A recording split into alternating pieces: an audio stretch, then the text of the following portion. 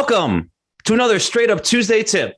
I'm 𝗤𝗁𝗁𝗁𝗁, licensed agent with Second City Real Estate. With me, as always, is Mark Ainley, founder and owner of 𝗤𝘃𝗱𝗰𝗀𝗀. And with us, we have a returning guest who was originally episode 20, a long, long time ago when we first started this thing. But back with us today is Jake Fugman. Jake runs the Accent Group out of eXp Realty.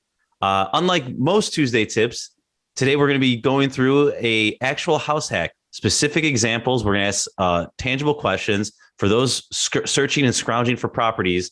You know, maybe help you with your underwriting, maybe help you with your sourcing, how to get through attorney review. And we're going to jam that all into about 12, 15 minutes here. So without further ado, and before we jump in, make sure you hit that subscribe button. We want to make sure we're always providing value. The more people we can reach, obviously the better guests like Jake that we can get on the show here. So Jake, welcome back, man. Are you ready to dive into a deal here? Yeah, definitely so. Thanks so much for the invitation. Happy to help. All right, man. It's Friday. Let's pick up the energy here. Yeah. Friday when we're recording. Obviously, it's so Tuesday dreary outside. I need to close the blinds. It's kind of a depressing day in Chicago. But yeah, let's think about the weekend ahead and get pumped. Dude, this will air on a 75-degree sunny day. So let's do it. Yes. That's what we got to think. Sure. There you go. All right. So we're gonna walk through. Your group. You guys help a ton of people on the buy side in this 2 to 4 unit space, which a lot of our listeners play in, right? So let's walk through a recent house hack that you guys worked on. Let's start at the very beginning. How did you guys source it? And we'll take it from there. Sure. So this was at one point an on-market deal, but it was at the time of writing the contract, it was actually technically off-market, and it was from an agent in our sphere. So we typically blast out some buyer needs from the clients we're working with. Ideally, if we can overlap and we have several clients looking for something, with a similar buy box, then it's definitely worth sending it out to the agents that we typically work with. And lo and behold, he replied and said, "Guys, I got a deal for you." And I said, "Well, where is it? I don't see it on the market." They had pulled it off in January because it had been on for a couple months and they just weren't having any luck showing it with the tenants. He was a very hands-on landlord. He really didn't want to bother them too much. He was showing one unit at a time here and there. And that's a constant challenge in 2 to 4 units. So he's like, "We're still open to taking offers. It's just not on market." So I made sure he was going to pay the commission and we wrote up an offer. All right. So you have someone who comes in and says, this might work for me. Why write the offer? What was intriguing about this building? Did the numbers pencil? Was there an appreciation play, a value add? Just give us a little taste here.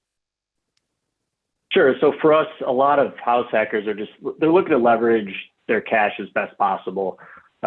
This one wasn't fitting into the FHA criteria based on, not so much the loan limit. It was slightly above the loan limit for 3 units, which I think is all the way up to, let me check my notes just so I don't get it wrong.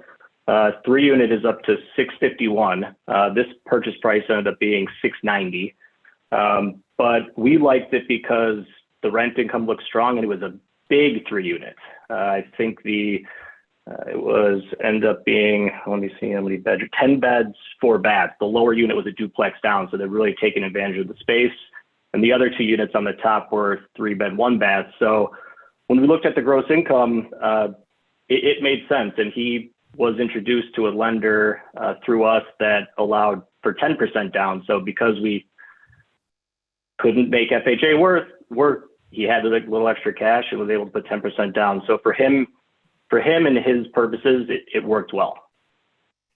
Got it. So he's going to live in 1 unit and still collect income from that duplex and from one of the other units, correct? Correct. He's, a younger guy. He's got a girlfriend, so he doesn't want to live in the 4-bed, 2-bed duplex, right? It's going to suck up a lot of his income. Our ideal house hackers are, younger, potentially single, or have a girlfriend, boyfriend, partner, and are able to kind of cram themselves in that smallest unit. So we had plans to move him into the 2-bed or the 3-bed, 1 bath that was only collecting $1,500, which was a little bit below market. The breakdown was the top floor was collecting $1,650, middle floor was $1,500. Those were 2 3-bed, 1-baths, and the duplex down was collecting 2,100, and this is in Hermosa. Big units though, and on an oversized lot with a side drive. So again, for him, it made sense. I think the numbers ended up penciling out with 10% down. He was living for about $500 a month out of pocket. Got it. And when you say that, that's after all expenses, right? He's sitting there and the Everything. mortgage That's payment on his. Self-managing. So yeah.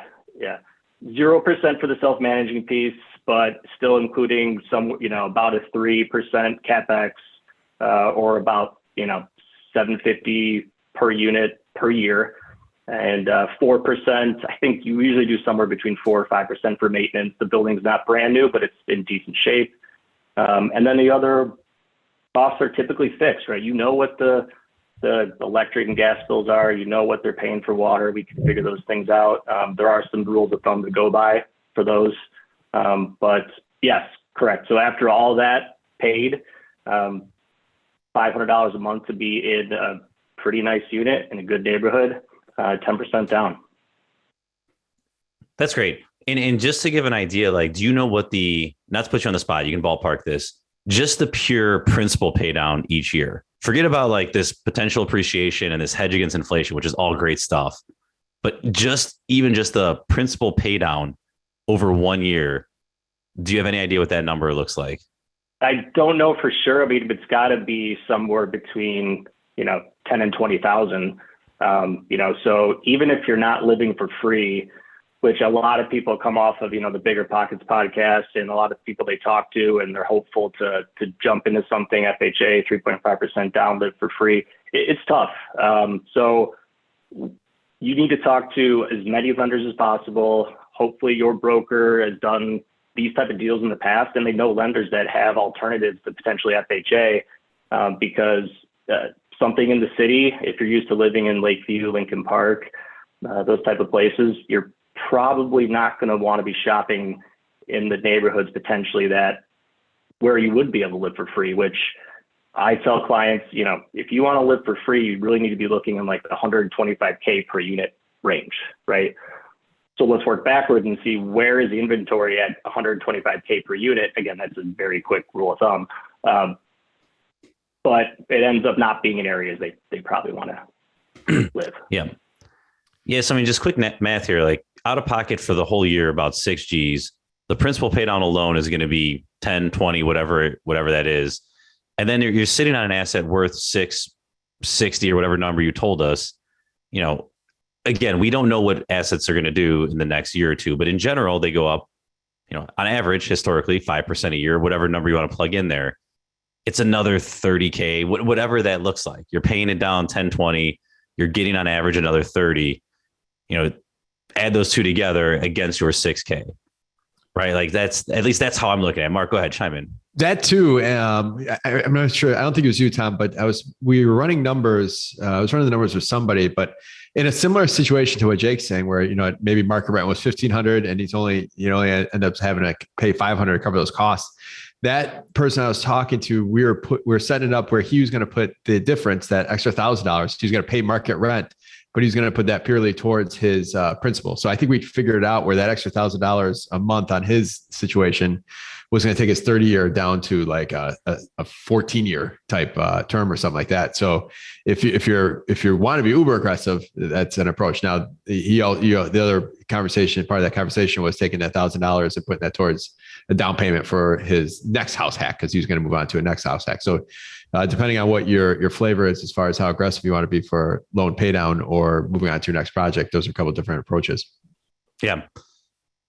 Jake, how did you work with the appraiser on this? Because I'm guessing getting, that number in Hermosa, it's a big number. We just talked about the numbers work, but there's not a lot of 3-unit oversized with a side drive. Like, talk to a little bit about, prepping for that appraisal. Because I think that a lot of our listeners are like that. Hey, I have the biggest 4-unit corner building and I can't find anything that's like it. So what did you do to prepare to make sure that you got that number?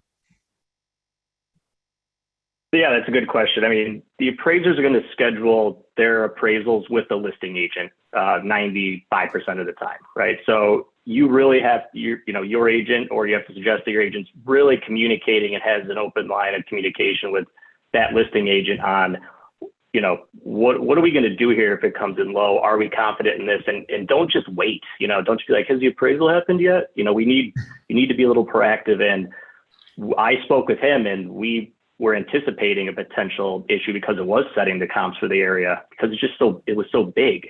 There's just so many bedrooms crammed into the 3-unit, but you're really leveraging your cash well there. So my experience is that appraisers appreciate having comps ready for them. You don't necessarily have to tell them and, wink, wink, this is the price we need. They know what the contract is. So having actual realistic comps within 1 mile, will potentially be used. And I think he ended up using a couple of our comps on the appraisal. The other thing to mention is try not to just send these appraisers to these buildings, or at least try to talk to the listing agent and understand, are you going to go to the appraisal? If you're not going to go to the appraisal, can I go? Because if you send them there and there's just, tenant access, lockbox, and they have an issue, they have a hard time, it's raining, they can't get in, the dog's barking at them, they're just not going to be focused, and it might affect, there's a human element to this. So I like to go there, be super friendly, make sure the listing agent knows what's going on. And like I said, there's some subjectivity there. They're human. So be nice, help them. And typically it works out. Smooth it out, make it smooth for them. They got to do it all day long. If you could just go to it. Yeah. My recommendation is someone's got to go on the broker side of things. Someone's got to be there. Ideally not just sending them to go with the property manager or tenant access. So typically it helps out, especially if you're going to be on the fringe. Anything you do differently as an agent if you had a second go around of this deal? Yeah. This deal, not so specific, but a couple of my last 2 to 4 unit deals, we've had some issues where buyers are inheriting unknown issues from tenants, right? So typically I really push the attorney to try to ask for estoppel letters to be signed, even in a 2 to 4 unit deal. Typically they're more often used in commercial situations. So you might get some pushback from these sellers, but the estoppel letter is super important because I've had some nightmare situations where, everything looks good on paper. You've got a copy of the lease, but 2 weeks later, top floor tenant says, did you know I was having a dispute with the landlord over unit number 3 who was running an Airbnb? And I told them I'm not paying rent until the Airbnb is out of here. That's nowhere written in attorney review. So understanding those things up front, and what a estoppel letter says is it proposes a few questions and it has to be signed by the tenant. And it's one of them is, are you up to date with rent, or do you have any open expectations from the landlord that have not been met? So that will be answered if you get those letters. If you don't, you could be inheriting some surprises. That's a great tip in itself, like for this entire show. Like that's huge right there. So the house hackers you're selling to, you've been doing this for many years now. Are you seeing a time frame? Someone asked me the other day, I just closed on my first house hack. How long should I wait till I get to the next one or start looking for the next one? Like, what are you seeing out there, other people doing around that question? Yeah, that's a great question, because this buyer specifically had, in kind of an awesome strategy. Like he had bought an FHA purchase with me and our group last year, and this deal came up. He was going to be waiting traditionally the full year that's required to jump into another one. And he didn't really have plans. He added some value. He was hoping he might have been able to refi out of his original FHA loan so he could refi into a conventional and then do FHA again. But we found a lender that's a non-bank lender that had 10% down, 7-year ARM, which he ended up using, and they allowed him to get into another house because this is technically an owner-occupied loan. The underwriter flagged that, it's been under a year since you bought your other owner-occupied building. Why are you moving? And he had a good reason to move. His girlfriend's parents lived in Hermosa, and she needed to be closer to home for personal reasons, and that was fine with them. So he got to do 2 house hacks under 12 months. Again, reminder, he couldn't use FHA twice. You have to refinance out of that. So he has his old building with FHA, and this new lender, the underwriter's okay with him moving a second time and putting 10% down on an occupied property. So he's doing it right. Love it. Any way you can accelerate that growth, that's great. So, yeah, just look for alternative financing. Some of them are non-bank loans, but if you're willing to owner occupy and actually owner occupy, they're out there. Yeah, absolutely. Jake, great story. Great stuff here. All right. So now we're going to wrap, which is Mark's favorite part of the show because he gets to guess here. And Jake, we're giving you a shot as well. Great. So, all right, here's your Chicago fact. So if you guys have paid attention in your American history class, you're probably aware that the highly protested and controversial 1968 Democratic Convention took place in Chicago. Then Chicago didn't host another Democratic convention until what year? Mark, I'll give you multiple choice. 1980, 1996, 2004. We haven't hosted a Democratic convention since 1968.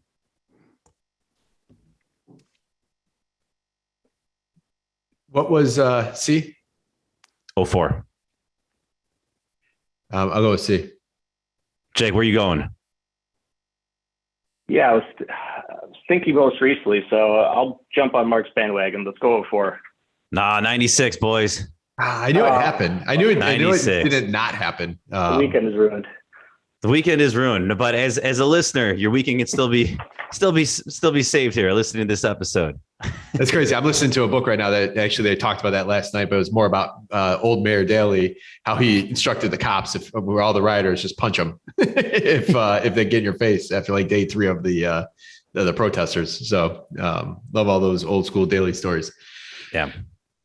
All right, Jake, thank you for coming on here. Awesome to have you back on here. Tom, thanks as always. Listeners, please, we're on the topic, our house hacking calculator. Go on our website, 𝗓𝗏𝗃𝗃𝗃𝗃𝗃𝗃𝗃.com. We have that on there. We'll have some other house hacking tools here by the time this airs.